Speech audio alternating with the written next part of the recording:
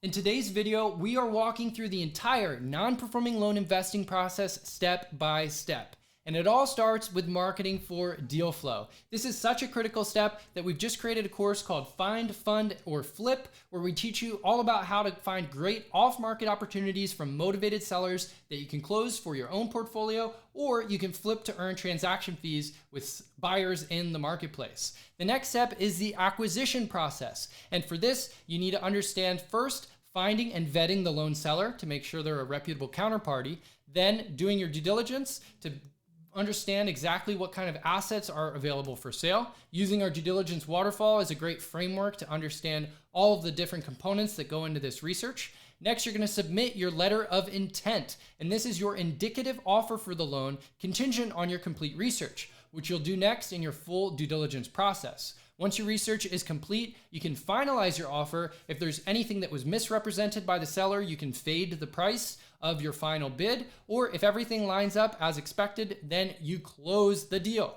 First, you're going to want to review the contract. This is the loan purchase sale agreement. You want to make special consideration for the representations and warranties. This is what the seller is disclaiming on the contract. If they make sure to make known that the collateral files are enforceable, that the assignment chain is complete, that all of that is lined up, then you can have some confidence going into the deal if it's a trusted counterparty that everything will be complete. Next, you're going to fund the trade, and that means wiring the proceeds to the loan seller or to a third-party escrow if you're using a counterparty interchange in between the buyer and the seller. Next is coordinating the servicing transfer. And this means the seller is instructing their loan servicer to transfer the documents and the servicing rights to your loan servicer, sending a RESPA letter and some other notices to make sure the borrower is informed of the transfer. Next, we have reviewing the docs and recording your assignment of mortgage. Reviewing the docs is exactly what it sounds like. You get a physical file, a package of all the original collateral documents. That's the note, the mortgage, the assignment, and the allonge or endorsement of the note. These will be sent to either your office or your collateral custodian's office, and then they must be confirmed to make sure you have those enforceable files. When you record that assignment of mortgage in the local county's public records, you want to make sure that the chain of title, that means all of the other companies that have owned that loan since it was originated, is complete. Party A, the originator, transfers to party B, to C, to D, to your company in a complete chain. And then step 10 is to begin the management of the loan and your collections process. And that onboarding and collections process starts with the seller connecting the current loan servicer to your loan servicer, as we mentioned. Next, you'll have a preliminary data tape sent from the current loan servicer to your loan servicer so they can onboard the file into their servicing platform. Next, the RESPA or Real Estate Settlements and Procedures Act letter and the TILA or Truth in Lending Act letters will be prepared and scheduled to send. You as the investor will confirm with your servicer that those letters have all of the accurate information, and they are sent 15 days prior to the servicing transfer date so that the homeowner, the borrower, understands that the transfer is impending. Next, as we mentioned here, that letter is sent with a 15-day timeline, and the final loan data is then sent to the chosen servicer, your loan servicer, as of the transfer date, 15 days after that RESPA letter. Servicing transfers are typically finalized about 1 month after funding. This gives everyone some time to review those letters and prepare them. If the loan servicer has a lot of other transfers in the queue, it may be longer than this, but generally it takes about a month from when you fund the trade.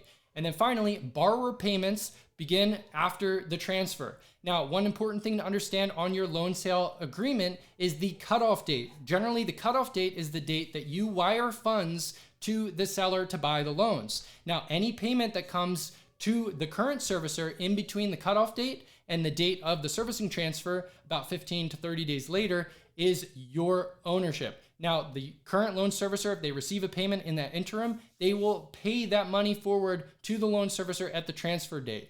This happens more with performing loans, of course, but non-performing loans can also pay off in the interim servicing period. All right, so the next step in the step-by-step process of non-performing loan investing is the borrower negotiations and follow-up. So this is when you actually start to get in touch with a non-performing note borrower to negotiate a modification or a payoff or any number of the exit strategies that we talked about in our previous video. Now, the collection process here starts with the goodbye letter, as we mentioned, the RESPA letter. And then day 0 is servicing transfer date. So in the first 2 weeks or so, this is when your loan servicer or you as the investor want to get a hello letter out to the borrower. This is introducing yourself as the new lender, explaining some options that they may have available to them, and negotiating to begin the conversation around a modification or a payoff of the loan. Around that time as well, we have the FDCPA letter, which is the Fair Debt Collection Practices Act letter, which will have the current balance owed and some other information about the loan servicer. Next, we've got some welcome calls. In this part of the process, we're making outbound efforts to get the borrower on the hook to try to negotiate a deal. Now, collection calls stop after the welcome calls, and sometimes they're done by a third-party collection company or an attorney, but this will turn into early intervention and then eventually a pre-demand letter, the final demand letter, and then referring to the attorney to enforce that demand letter through the foreclosure process. So this collection is basically just a framework on the process, and you will find as you test and iterate on this, the best possible approach for your own non-performing loan loss mitigations.